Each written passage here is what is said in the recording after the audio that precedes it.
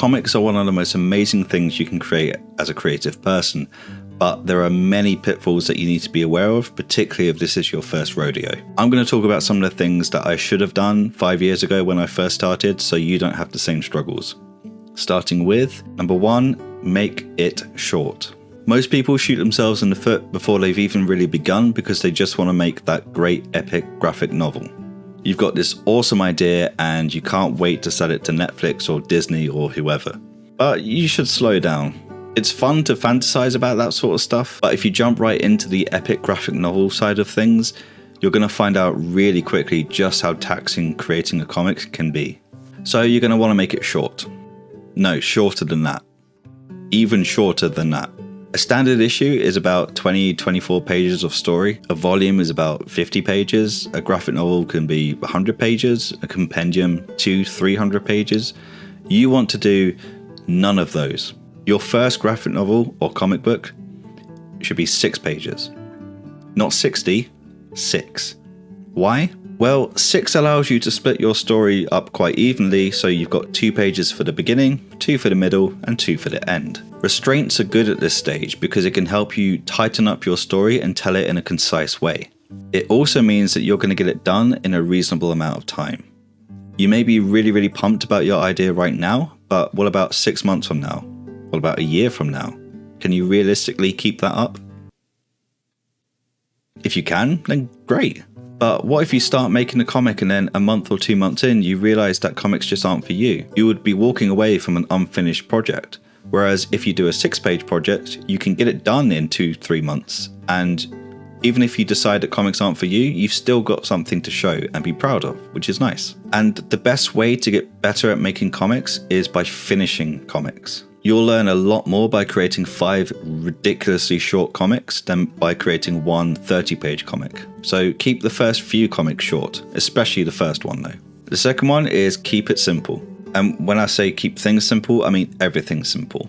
Make the story super simple, easy to understand, easy to write, and perhaps more importantly, make the art style simple. Now, when I say simple, I just mean don't approach this like you would an illustration. Unless you're an accomplished illustrator already and you can bang out really fully rendered illustrations relatively quickly, then it's not worth going down that route if you're not confident with it yet. And there are a few reasons for this. The first is that sequential art and comics takes a really long time. And it's not just about the images specifically that you need to worry about. You have to consider the panel hierarchy, how many panels you're going to have on a page, the page count, the narrative flow, the page flow, consistency, and probably loads more that I can't even think of. But these are lots of different things to consider all at once. So if you're stressing about the artwork on top of that, you're not going to have as good a time and it's going to leave a bad taste in your mouth and a bad reflection of how amazing comics can be from a creator standpoint.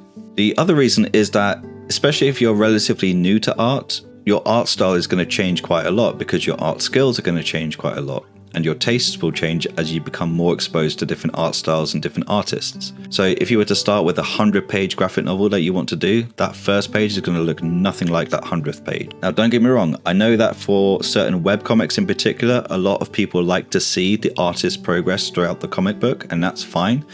But usually seasoned artists or artists with a bit of experience under their belt, they know what styles that they like. So they're happy to stick with that style. And that's the most important thing. It's one thing to see an artist improve. It's a different thing entirely to see an artist's style change completely halfway through. It's really off-putting, it's really strange, and unless it's for narrative purposes, then it just won't work. And the main thing with comic art isn't the pretty pictures. They're a luxury, sure. But the main thing is about your abilities to tell a story through visuals. How well you complement and enhance the script is going to determine how successful your comic is.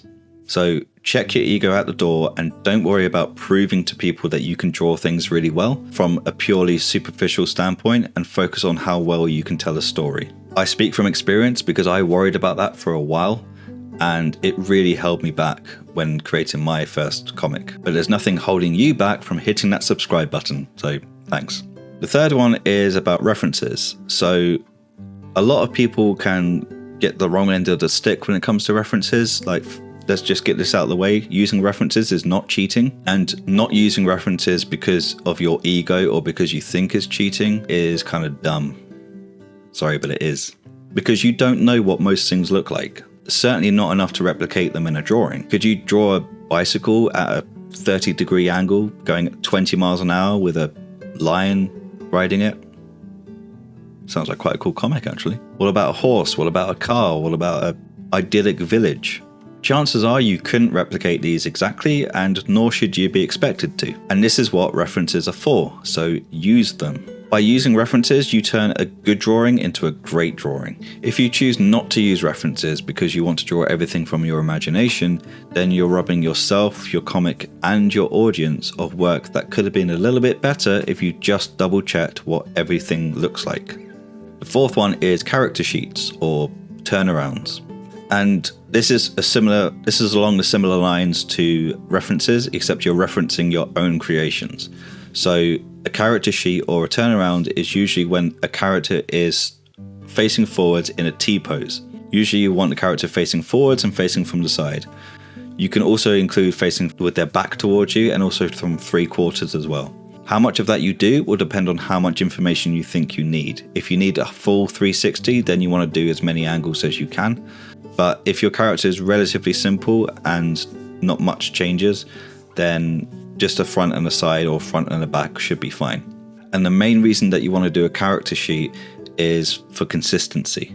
If your character has an earring in one panel and then no earring in the other panel, it can be quite off-putting. And even if it's something relatively small, people won't necessarily consciously notice it, but it can be something that can just break the magic and the immersion of the story and just pull people straight out of it. So consistency really is key. Like, I'm sure you've seen a movie where the camera's cut from one character to another and suddenly their blood stains on their face are different or their clothes hang a little bit differently. And most of the time you don't notice it, but when you do notice it, it can be really off-putting. So keep that in mind. The fifth one is that once you've gone through the process of creating your comic from start to finish, regardless of what you think about it, publish it. The reason you want to publish it is because, one, by publishing it, you start to gain the confidence and diminish the fear of putting your stuff out there online. The second reason is to gather feedback. Chances are you've been working on this for the last couple of months and you've probably had little to no feedback from people. So by putting it out there online, you get that feedback and then you can take what they say and you can choose to apply it or not for your next comic.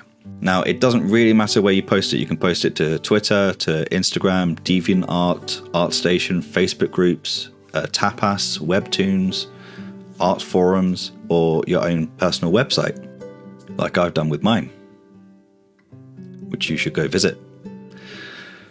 Link in the description. Thanks. And if you do publish stuff online, then tag me in it, because I'd love to see them.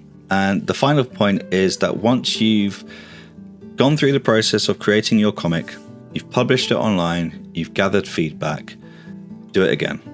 And then once you've done that, do it again and again and again and again.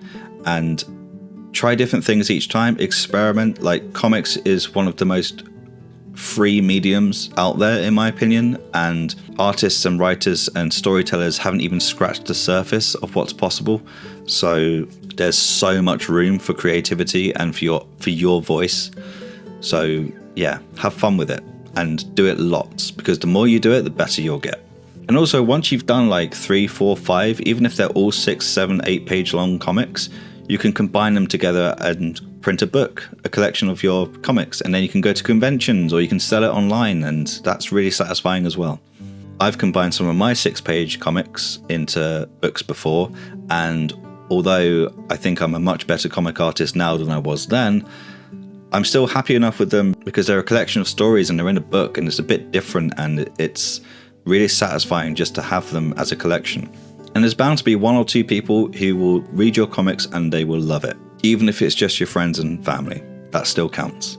Creating comics, for me at least, is probably the most satisfying thing I do creatively. Getting a page how you want it, or thinking of that cool dynamic angle to shoot your panel, or capturing an emotion that can really help punctuate the dialogue is an amazing feeling, and the amount that you learn just in general by creating comics is incredible. So I hope you follow through, and if you've even thought about making your own comic, you should definitely do it, and definitely publish it, and tag me so I can see it, and then do it again and again and again. I've been Brinkley, have fun drawing, and I'll see you in the next one.